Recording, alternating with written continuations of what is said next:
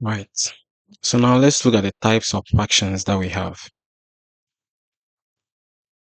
So the fractions that we are normally going to talk about is going to be three types. That is proper fractions, improper fractions, and then mixed fractions. We are going to talk about these three types of fractions. Right. So the first one that we will talk about is called proper fractions. Proper fractions are fractions that have their numerator being smaller than the denominator. That is, the number at the top of the bar is smaller than the number below the bar. So examples of proper fractions are 1 over 2, 1 over 3, 1 over 4, 1 over 5. 1 over 2 can also be called 1 half. 1 over 3 is 1 third. 1 over 4 is 1 fourth. And we have 1 fifth. We can have 1 sixth, 1 seventh, 1 eighth. It goes on like that. It depends on the denominator that you have below the bar. So that is common fractions. And then one thing that I always say to my students is that always break down fractions to their simplest terms. You will learn how to break down fractions in another lesson. Alright, so the next fraction we'll talk about is called improper fractions. Improper fractions are the types of fractions whose numerator is always bigger than the denominator.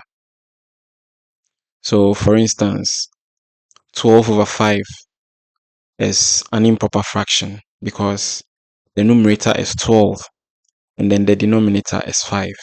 We can clearly see that 12 is bigger than 5. So this is an improper fraction. Another example is 22 over 7. 22 over 7 is also an improper fraction. It is what we commonly call pi. Over 7 is also an improper fraction because the numerator, which is 22, is bigger than the denominator, which is 7. Then another example is also 13 over 12. 13 over 12 is also an improper fraction because 13, which is the numerator, is bigger than the denominator, which is 12. When fractions have their numerator being 1, sometimes they are called unit fractions. That is because the numerator is 1. So you can keep that at the back of your mind. All right. Then we have mixed fractions. Mixed fractions are fractions that combine a whole number and then a common fraction. So for instance, if we have 2 whole number 2 over 5, you call that a mixed fraction. That is how we say mixed fractions. The first part, which is the whole number, you say 2 whole number, then you mention the common fraction part of it. So mixed fractions always combine a whole number and then a common fraction or a fraction. So this one, for instance, is 2 whole number 2 over 5. When you convert this mixed fraction to an improper fraction, you get the improper fraction that we have here, 12 over 5. So I intentionally did it that way so that you know that we can convert between improper fractions and then mixed fractions. All right.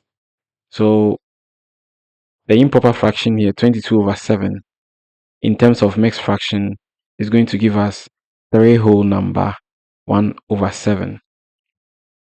So 3 whole number 1 over 7. When we are converting pi to improper fraction, it gives us 3 whole number 1 over 7. So that is also an example of an improper fraction. Then the last one, that is 13 over 12.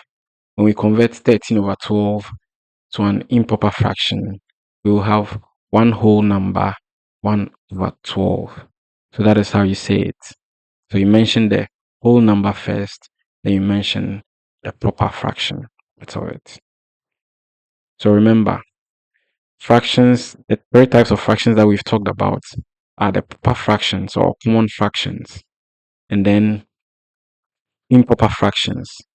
So fractions that have the numerator being bigger than the denominator are called improper fractions. And fractions in which the numerator is smaller than the denominator is called proper fractions or common fractions. Then we have mixed fractions. Mixed fractions are fractions that combine whole numbers and then proper fractions. So an example is 3 whole number 1 over 7, which is commonly called pi. 3 is the whole number and 1 over 7 is the proper fraction. So that is it for the types of fractions that we'll be talking about. Common fraction or proper fractions, improper fractions, and then mixed fractions. In our next lesson, we will learn how to convert between them. We'll also learn about equivalent fractions. What we mean when we say two fractions are equivalent. All right.